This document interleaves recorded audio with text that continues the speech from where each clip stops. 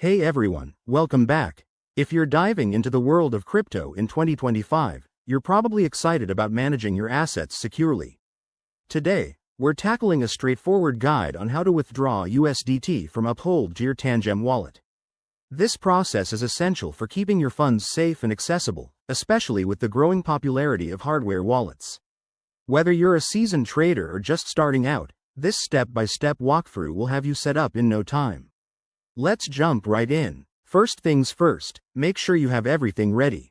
You'll need an Uphold account with USDT in it, your Tangem wallet set up and connected, and a stable internet connection. Double-check that your Tangem wallet is properly initialized and that you have your recovery phrase handy, just in case. Step 1. Log into your Uphold account. Once you're in, navigate to the Assets section and select USDT from your portfolio. Look for the Withdraw button. It's usually right there on the asset page. Click it to proceed. Next, you'll need to enter your Tangem wallet address. Open your Tangem wallet app, go to the Receive section, and copy the USDT address.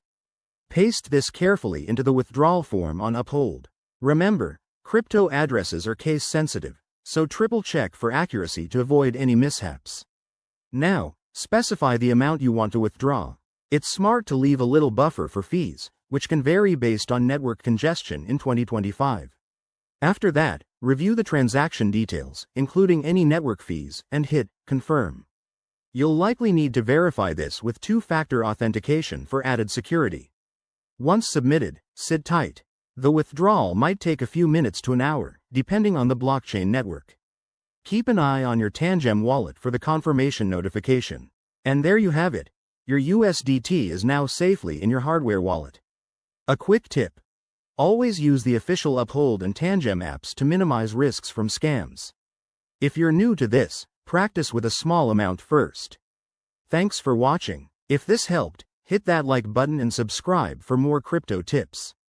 See you in the next video.